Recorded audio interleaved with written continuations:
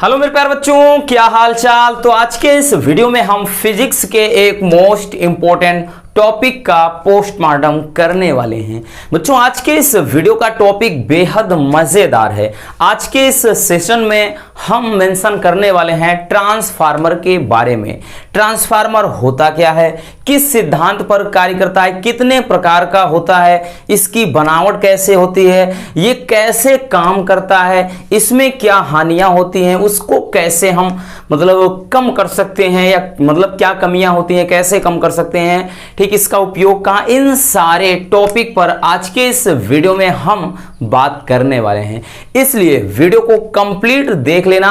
और आपके board exam में ये 5 नंबर में पूछा जाता है, इसलिए इसको बिल्कुल भी हम नजरअंदाज नहीं कर सकते हैं। तो चलिए देख लेते हैं। ट्रांसफार्मर प्रत्यावर्ती धारा चैप्टर का एक मोस्ट इंपॉर्टेंट टॉपिक है। तो आप सबको पता होगा बच्चों, जो ट्रांसफार्मर होता है, नाम ही है ट्रांसफार्मर। ट्रांसफार्मर का मतलब ही होता है परिवर्तन यानी बदलाव, ठीक।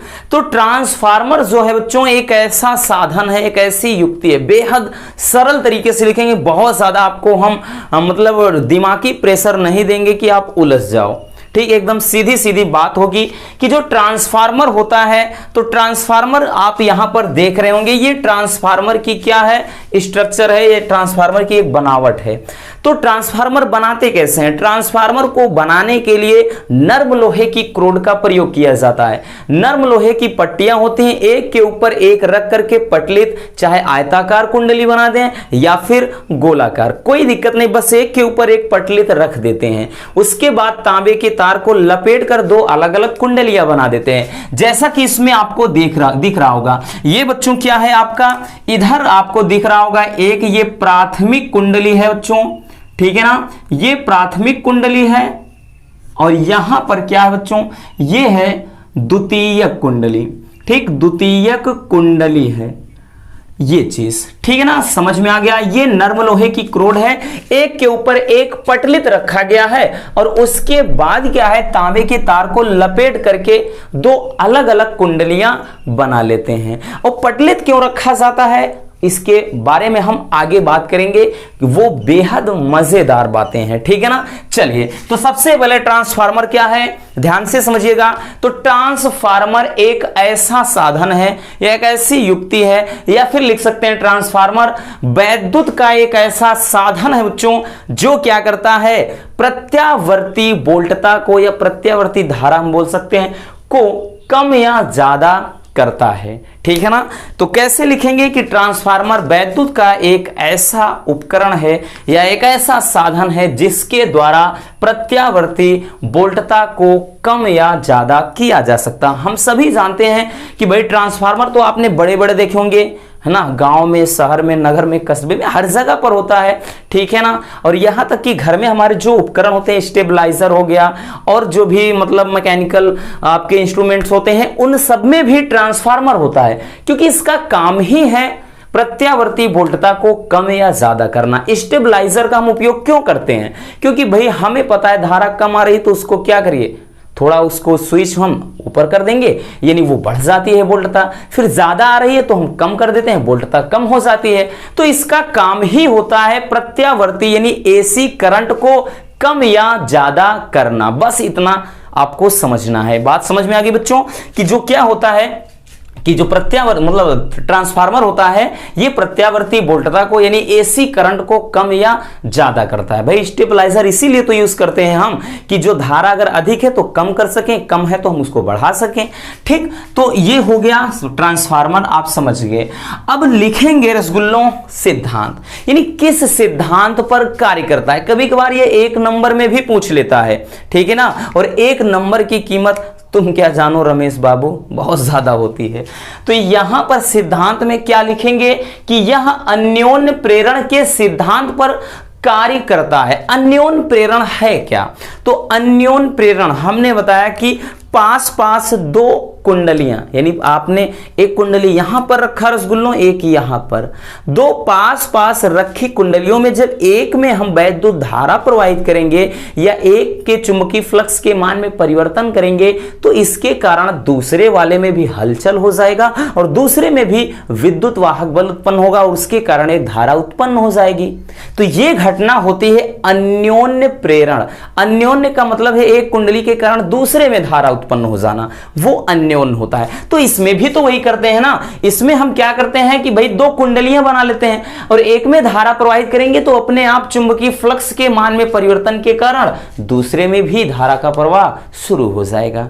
तो इसीलिए वो कहता है कि भाई जो सिद्धांत है ये अन्योन्य प्रेरण के सिद्धांत पर कार्य करता है। आगे लिखेंगे बच्चों कि यह प्रत्यावर्ती धारा के साथ ही कार्य कर सकता है, यानी जो ट्रांसफार्मर होता है रसगुल्लों उसका उपयोग हम केवल और केवल एसी के लिए कर सकते हैं। आपने देखा होगा जो जनरेटर वगैरह में होते हैं उनमें हम मतलब स्टेबलाइजर जो होते हैं उनका उपयोग नहीं करते हैं, ठीक है ना। यानी जो ट्रांसफार्मर वगैरह होते हैं हम बात करें तो वो केवल और केवल क्या है, प्रत्यावर्ती धारा यानी एसी करंट के साथ ही ट्रांसफार्मर का उपयोग किया जा सकता है, मतलब डिस्ट धारा के साथ नहीं, यानी डीसी के साथ नहीं। ये बेहद जरूरी बात है, इसको अच्छे से समझ लेना बच्चों कि जो ट्रांसफार्मर है ये प्रत्यावर्ती धारा के साथ ही कार्य कर सकता है, डिस्ट धारा के साथ नहीं, यानी डीसी के साथ इसका उपयोग नहीं किया जा सकता, ठीक है ना। बात समझ में आ गई। चलिए अब हम लिखेंगे बच्चों कि ट्रांसफार्मर के प्रकार कितने प्रकार का होता है, यह भी काफी ज्यादा पूछा जाता है। तो ट्रांसफार्मर क्रियाकलाप के आधार पर या कार्य विधि के आधार पर ट्रांसफार्मर दो प्रकार का होता है। कौन कौन? एक होता है ऊंचाई स्टेप अप ट्रांसफार्मर और क्या होता है स्टेप डाउन ट्रांसफार्मर, ठीक है ना। ऊंचाई ट्रांसफार्मर और अपचाई ट्रांसफार्मर। ऊंचाई यानी स्टेप अप होता है और अपचाई यानी स्टेप डाउन होता है। तो स्टेप अप यानी ऊंचाई ट्रांसफार्मर होता क्या, नाम ही है ऊंचाई यानी ऊंचा करना। तो यह क्या करता है, यह निम्न प्रत्यावर्ती वोल्टेज को उच्च प्रत्यावर्ती वोल्टेज में कन्वर्ट करता है। यानी इसका काम क्या होता है कि ये लो वोल्टेज को, भाई लो वोल्टेज को क्या करेगा, हाई वोल्टेज में कन्वर्ट कर देता है, ठीक ना। लो वोल्टेज को हाई वोल्टेज में कन्वर्ट करता है कौन, ऊंचाई ट्रांसफार्मर। और इसमें एक चीज और ध्यान देना बच्चों कि जो ऊंचाई ट्रांसफार्मर होता है इसमें द्वितीय कुंडली में जो फेरों की संख्या होती है, यानी सेकेंडरी ये जो आपकी कुंडली दिखाई पड़ रही है, द्वितीय कुंडली में फेरों की जो संख्या होती है वो प्राथमिक कुंडली में फेरों की संख्या से अधिक होती है, ठीक है ना। यानी ऊंचाई ट्रांसफार्मर में द्वितीय कुंडली में फेरों की संख्या जो है वो प्राथमिक कुंडली में फेरों की संख्या से अधिक होनी चाहिए, तब वो कार्य करेगा ऊंचाई ट्रांसफार्मर के रूप में। अब दूसरा होता है अपचाई ट्रांसफार्मर। अपचाई ट्रांसफार्मर क्या करता है, ये उच्च प्रत्यावर्ती वोल्टेज को निम्न प्रत्यावर्ती वोल्टेज में कन्वर्ट करता है। यानी इसका काम क्या है रसगुल्लों, तो ये हाई वोल्टेज को, ठीक है ना, हाई वोल्टेज को लो वोल्टेज में कन्वर्ट करता है, ठीक। तो ये क्या करता है, अपचाई। अपचाई यानी नीचे लाना, तो क्योंकि स्टेप डाउन का मतलब है डाउन करना, तो यह उच्च प्रत्यावर्ती वोल्टेज को निम्न प्रत्यावर्ती, ठीक ना, वोल्टेज में बदलता है। और इसके लिए क्या जरूरी है, इसमें जो होता है प्राथमिक कुंडली में फेरों की संख्या जो होती है, अब इसका उल्टा है भाई, इसमें प्राथमिक कुंडली की में जो फेरों की संख्या होती है वो द्वितीय कुंडली में फेरों की संख्या से अधिक होती है, ठीक है ना। इसमें क्या होता है बच्चों कि प्राथमिक कुंडली में फेरों की संख्या वो द्वितीय कुंडली में फेरों की संख्या से अधिक होती है, तब जाकर के वो अपचाई ट्रांसफार्मर के रूप में काम करता है। तो ये रहा कि ट्रांसफार्मर क्या है, इसका सिद्धांत क्या है, यानी किस सिद्धांत किस प्रिंसिपल पर ये वर्क करता है, और हमने देख लिया कितने टाइप का ट्रांसफार्मर होता है। तो चलिए इसको स्क्रीनशॉट कर लीजिए रसगुल्लों, उसके बाद हम देखते हैं इसकी बनावट कैसे होती है, ठीक है ना, और उसमें जो भंवर धारा वगैरह होती हैं उनसे क्या हानियां होती हैं, इन सारी चीजों पर आगे हम डिस्कस करते हैं।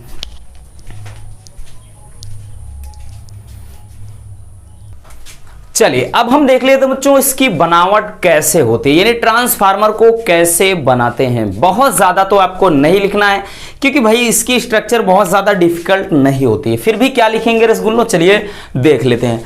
बनावट में आप लिखेंगे कि इसमें नर्म लोहे की पत्तियों को एक के ऊपर एक पटलित रख करके एक आयताकार पटलित क्रोड बनाते हैं।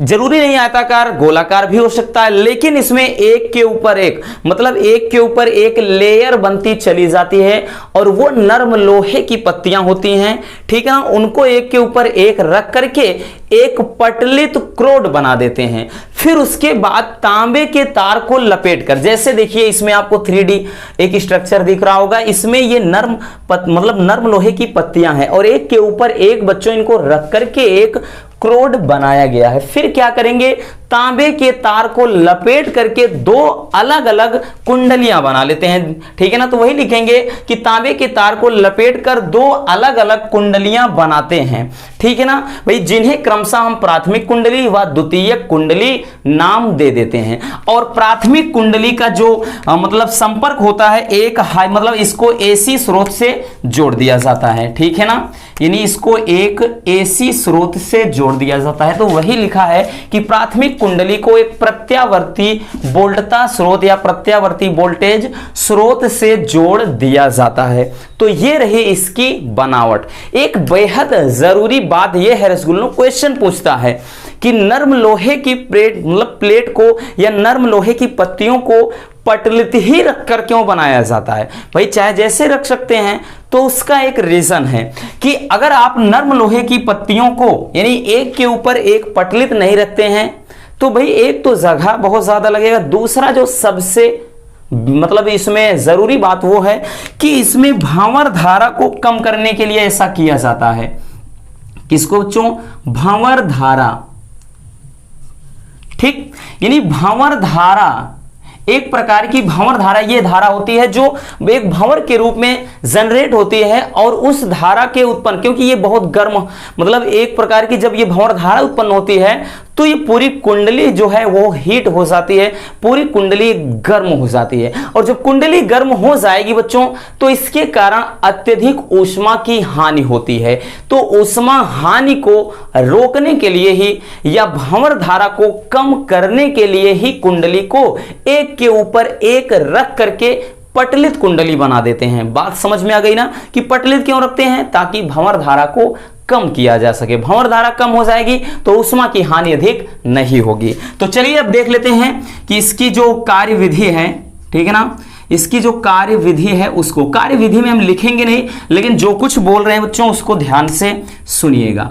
देखिए इसमें लिखेंगे क्या, ध्यान से समझिए, बस थोड़ा सा आपको लिखना है, कॉपी और पेन लेकर के बैठिए।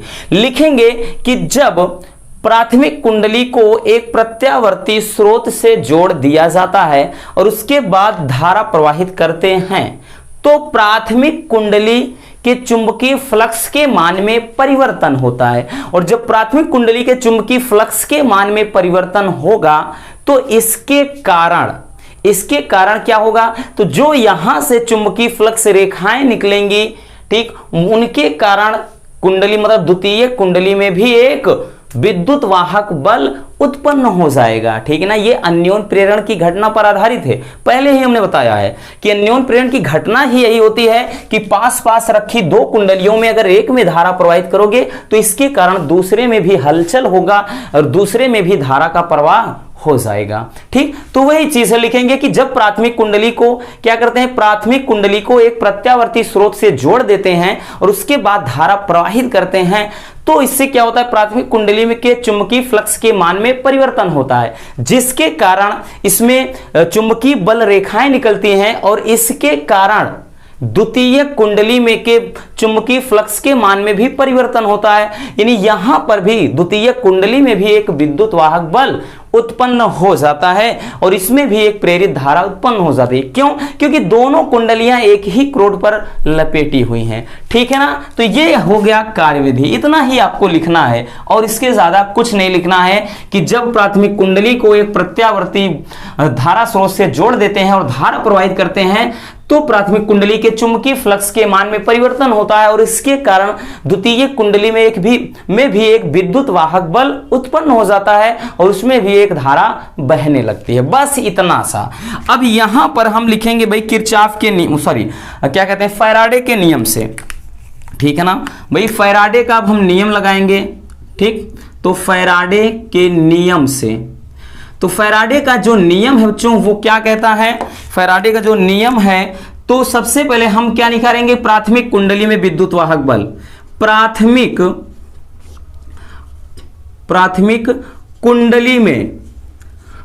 कुंडली में जो निकालेंगे यानी ईपी, ई क्या है विद्युत वाहक बल, पी क्या है, तो यहां से प्राथमिक कुंडली, तो ईपी बराबर क्या हो जाएगा माइनस का एनपी, यानी भाई क्या है प्राथमिक में फेरों की संख्या, और डेल्टा फाई या d phi upon delta t लिखो या डी टी लिखो। ये हो गया इक्वेशन नंबर 1।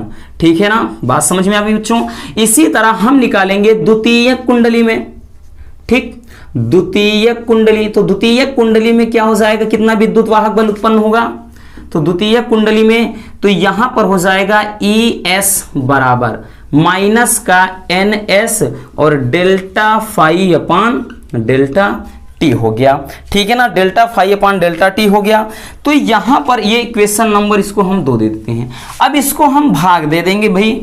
ठीक है ना, तो यहां पर लिखेंगे कि समीकरण 1 भागे 2। ठीक, दोनों को भाग देंगे तो ई पी लिखिए, चाहे बड़े में ई पी लिखिए, कोई दिक्कत नहीं बच्चों। तो यहां पर ई एस भाग दे देंगे बराबर का, इधर देखिएगा भाई माइनस से माइनस कट गया और ये पूरा का पूरा डेल्टा फाई से डेल्टा, मतलब delta phi upon delta t, और इसका भी delta phi upon delta t cut जाएगा। ये लिख देते हैं एक बार, कोई दिक्कत नहीं। एनपी ये रहा delta phi upon delta t और नीचे माइनस का एन एस और delta phi upon delta t हो गया। तो भाई क्या है, माइनस से माइनस काट दीजिए, ये वाला पूरा इससे कट गया। तो ई पी, ठीक है ना, 1 मिनट नीचे लिख देते हैं, ई पी अपान ई एस बराबर ये आ गया बच्चों n p upon n s. ठीक है ना, तो ये एक आप फार्मूला निकल आता है ट्रांसफार्मर के लिए। इस पे न्यूमेरिकल भी आपके पूछे जाते हैं, हर साल इस पे न्यूमेरिकल पूछा गया है। तो भाई ऐसा नहीं कि आने वाले समय में ना है, ऐसा पॉसिबल ही नहीं है। तो ईपी क्या है, प्राथमिक कुंडली में वोल्टता या प्राथमिक कुंडली में विद्युत वाहक बल बच्चों। ईएस क्या है, द्वितीय कुंडली में विद्युत वाहक बल।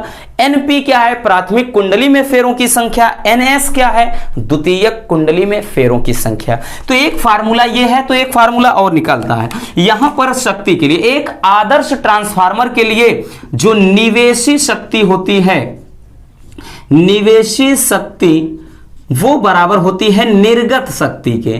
निर्गत शक्ति किसके, एक आदर्श ट्रांसफार्मर के लिए।